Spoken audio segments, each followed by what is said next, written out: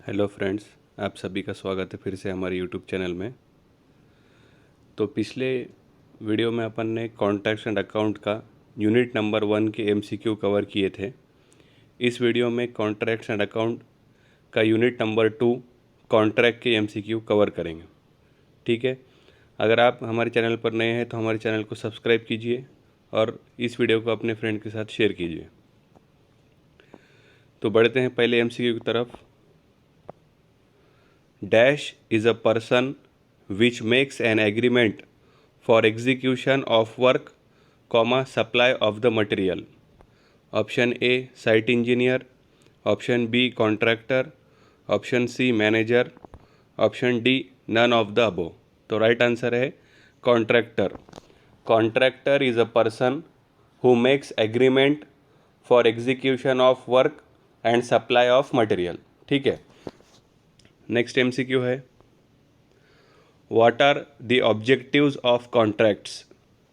Option A to execute the work by experience person, option B to do work as per specification, option C to use latest machineries and techniques, option D all of this. So right answer है all of this. ठीक है, अपन contract क्यों invite कर रहे हैं? To execute the work by experience person. जो भी वर्क है उसको एक्सपीरियंस पर्सन के थ्रू अपने को कैरिड आउट करना है। Work to complete the work as per specification, to use latest machineries and technique for the construction work. तो इसका आंसर रहेगा all of this. Next MCQ है, what are the requirements of valid contract. ठीक है, अगर contract valid मतलब contract को valid करने के लिए क्या रिक्वायरमेंट है?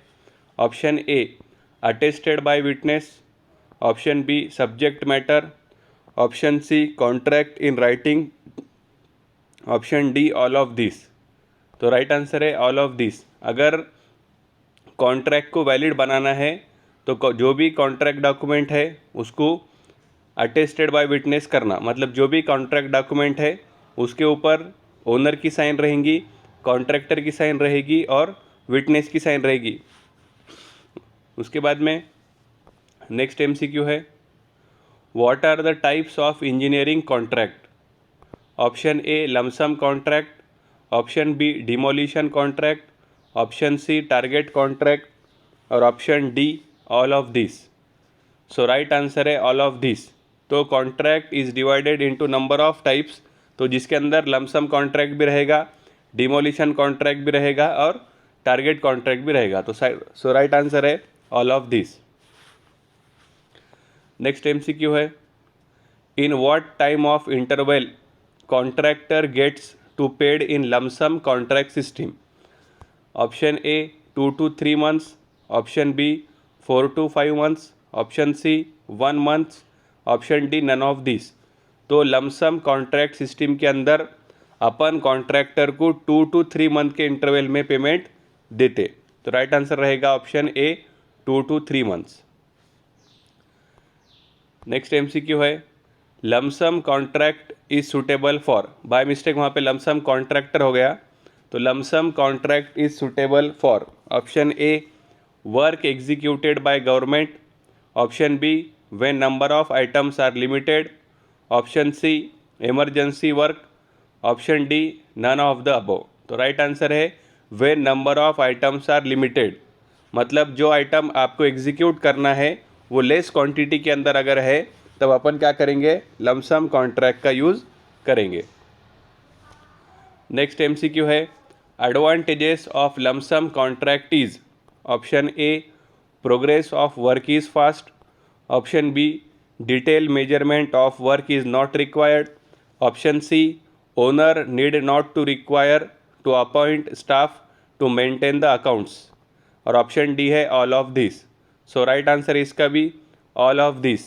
जो लमसम कॉन्ट्रैक्ट है उसके अंदर वर्क प्रोग्रेस जो है फास्ट रहेगा। लमसम कॉन्ट्रैक्ट के अंदर वर्क कंप्लीट हो गया कि अपन उसको कॉन्ट्रैक्टर को पेमेंट दे रहे, इसलिए कोई भी डिटेल मेजरमेंट की ज़रूरत नहीं रहेगी और ओनर को कोई भी वहाँ पर अकाउंट मेंटेन करने के लिए स्टाफ जो है अपॉइंट करना नहीं पड़ेगा। ठीक है, तो राइट आंसर रहेगा इसका all of this. Next MCQ है, item rate contract is also called as. ठीक है, आइटम रेट कॉन्ट्रैक्ट का दूसरा नाम क्या है?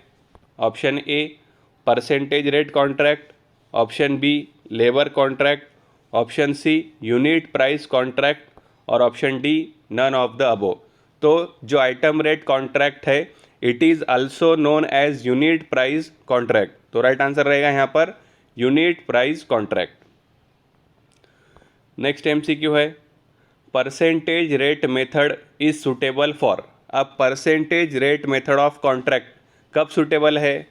Option A government work, option B private work, option C both A and B और option D none of the अबो।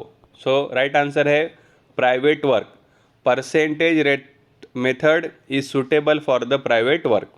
ठीक है, नेक्स्ट एमसीक्यू है, advantages of percentage rate contract is. Option A it allows extra items, option B scrutiny of tender is simple, option C no scope for contractor to submit unbalanced tender और option D all of this. So यहाँ पर जितने भी option mention करे वाले हैं वो सब advantages of percentage rate contract है, इसलिए राइट आंसर रहेगा यहाँ पर all of this. Next MCQ, cost plus percentage rate contract is suitable for. अब cost plus percentage rate contract कब सुटेबल है? Option A difficult foundation condition, option B construction of expensive structure, option C small work और option D both B and C. So right answer है both B and C. तो cost plus percentage rate contract जो है small work के लिए और construction of expensive structure के लिए सुटेबल रहेगा। नेक्स्ट एमसीक्यू है, in which type of contract owner agrees to pay contractor the actual cost of work plus certain fixed amount has fee. Option A lump sum contract, option B labour contract, option C cost plus fix fee और option D none of the above. तो right answer है cost plus fix fee. तो cost plus fix fee contract के अंदर owner क्या करेगा, contractor को जितना एक्चुअल कॉस्ट ऑफ वर्क है वो अमाउंट पे करेगा और सर्टन अमाउंट ऑफ मनी उसको जो है उसकी कंसल्टेंसी सर्विसेज बोल के वहाँ पर पे करेगा। तो राइट आंसर रहेगा cost plus fix fee contract. Next MCQ है, advantages of labour contract. Option A economical, option B quality of work is assured, option C material stored by department और option D all of this. ठीक है, तो again यहाँ पर answer रहेगा all of this. तो labour contract economical है, quality of work is assured और मटेरियल जो है डिपार्टमेंट स्टोर कर रहा है या फिर मटेरियल जो है डिपार्टमेंट प्रोवाइड कर रहा। Next MCQ, target contract is combination of. Target contract कौन से दो मेथड का कॉम्बिनेशन है? Option A fee contract and demolition contract, option B cost plus percentage and cost plus variable fee contract, option C negotiated and lump sum contract, option D none of the above. तो right answer रहेगा cost plus percentage and cost plus variable fee. ये दोनों contract को combine अगर अपन ने करे तो वो टारगेट कॉन्ट्रैक्ट के अंदर कन्वर्ट हो जाएगा। तो राइट आंसर रहेगा option B. Next MCQ, target contract is suitable for. अब टारगेट कॉन्ट्रैक्ट कौन से कंडीशन में सुटेबल है? Option A private work, option B government work, option C small work, option D none of the above. तो right answer रहेगा private work. जो target contract है वो प्राइवेट वर्क के लिए ज़्यादा सुटेबल है। Next question, negotiated contract is suitable for work. Negotiated contract कहाँ पर सुटेबल रहेगा? Option A where time is important, option B work has to complete at short notice, option C for PWD work, और option D both option A and B. So right answer है इसका both option A and B. When time is important and work is completed within short time period, तो उस condition में अपन negotiated contract का use करेंगे। Next MCQ है, when Indian contract act was establishment, Indian contract act कब establish हुआ? Option A 1872, option B 1974, option C 1947 और option D 2004। So right answer है इसका 1872। Indian contract was establish in year 1872। Next MCQ है, in the dash contractors are required to quote rates for each individual items of work on the basis of quantities supplied. Option A item rate contract, option B percentage rate contract, option C target contract और option D none of the above. तो right answer रहेगा इसका item rate contract. जो item rate contract है उसके अंदर contractor को सिर्फ और सिर्फ रेट फिलअप करना है, डिस्क्रिप्शन ऑफ आइटम और उसकी अप्रोक्सीमेट क्वांटिटी गिवन रहेगी। सिर्फ कॉन्ट्रैक्टर का काम क्या रहेगा? To fill up the rate. Item wise contractor को वहाँ पर रेट फिलअप करना है। Next question, labour contract defines. Option A in this contract the owner invites the tender for demolition of existing structure. Option B in this case contractor quote rates for all the items of work only for labor work. Option C the contractor is paid on the cost plus percentage और option D none of the above. So right answer है in this case contractor quotes rate for all the items of work only for labor work। तो in labour contract सिर्फ और सिर्फ labour के लिए rate fill up करना है, जो आइटम कंप्लीट करना है उसके लिए कितने लेबर रिक्वायर्ड है, उसकी कॉस्ट कितनी रहेगी, वो वहाँ पे फिलअप करना है। Next question, what is the full form of EPC contract. मतलब EPC कॉन्ट्रैक्ट का लॉन्ग फॉर्म लिखना है या ऐसा पूछेंगा EPC स्टैंड्स फॉर। ठीक है, option A engineering programme communicate contract, option B engineering procurement and construction contract, option C elementary program and construction contract, option D none of these। So इसका right answer है option B engineering procurement and construction contract। तो अगर आपको पूछा EPC stands for या EPC का long form लिखो तो आंसर है engineering procurement and construction contract. Next question है, which type of contract converts wealth into a stream of income. Option A EPC contract, option B annuity contract, option C target contract, option D none of this. So right answer है annuity contract. Annuity contract converts wealth into the stream of income. ठीक है, next MCQ है, what is the full form of FIDIC। Again यहाँ पर क्या है, FIDIC का full form लिखना है। Option A international federation of consulting engineers, option B international foundation of consulting engineers, option C international federation of common engineers, option D none of this. So इसका right answer है international federation of consulting engineers. तो option A is right answer for FIDIC।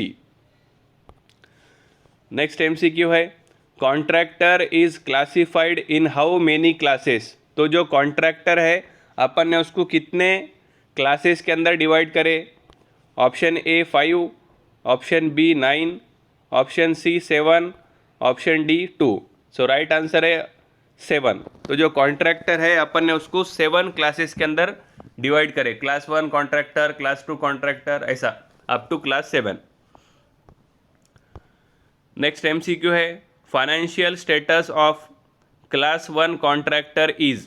अब क्या बोला उसने, financial status of class 1 contractor कितना है, मतलब क्लास 1 कॉन्ट्रैक्टर की लिमिट कितनी है, वो कितने अमाउंट के वर्क कैरिड आउट कर सकता। Option A up to 25 lakhs, option B up to 15 lakhs, option C up to 1 crore and option D no limit. तो जो क्लास 1 कॉन्ट्रैक्टर है उसको वर्क के लिए कोई लिमिट नहीं है, कितने भी अमाउंट का वर्क उन्हें वहाँ पर कैरिड आउट कर सकता। तो राइट आंसर है नो लिमिट। नेक्स्ट क्वेश्चन है class of contractor awarded to diploma holders is. VVIMP question है। पिछले बार जितने भी दो बार ऑनलाइन एग्जाम हो गई, दोनों बार एग्जाम में पूछा कि अगर आप डिप्लोमा होल्डर है तो आपको कौन सा क्लास कॉन्ट्रैक्टर बोलेंगे या कौन से क्लास के कॉन्ट्रैक्टर के अंदर आपका इंक्लूड रहेगा। तो option A class 4, option B class 7, option C class 6 और option D class 5। So right answer है इसका क्लास 7। मतलब अगर आप डिप्लोमा होल्डर है तो आपको क्लास 7 कॉन्ट्रैक्टर बोल के कंसिडर करेंगे। Next, for registration of contractor which document should be submit. अगर आपको कॉन्ट्रैक्टर बोल के रजिस्ट्रेशन करना है तो कौन से डॉक्यूमेंट आपको सबमिट करना पड़ेगा। Option A proof of financial status, option B solvency certificate, option C registration fee, option D all of the above. अगर आप एज अ कॉन्ट्रैक्टर बोल के रजिस्ट्रेशन कर रहे तो आपको प्रूफ ऑफ फाइनेंशियल स्टेटस देना पड़ेगा, सॉल्वेंसी सर्टिफिकेट देना पड़ेगा, रजिस्ट्रेशन फीस देना पड़ेंगी और दूसरे बहुत सारे वहाँ पर अपने डॉक्यूमेंट लगेंगे। तो राइट आंसर है इसका all of the above. Next question है registration of contractor is valid for. अगर आपने एज अ कॉन्ट्रैक्टर बोल के रजिस्ट्रेशन किए तो वो कितने साल तक वैलिड रहेगा। Option A 3 years, option B 5 years, option C 10 years और ऑप्शन डी 1 ईयर। अगर आपने एज अ कॉन्ट्रैक्टर बोल के रजिस्ट्रेशन किए तो आपका रजिस्ट्रेशन जो है 5 ईयर्स तक के वैलिड रहेगा। मतलब 5 साल के बाद में आपको जो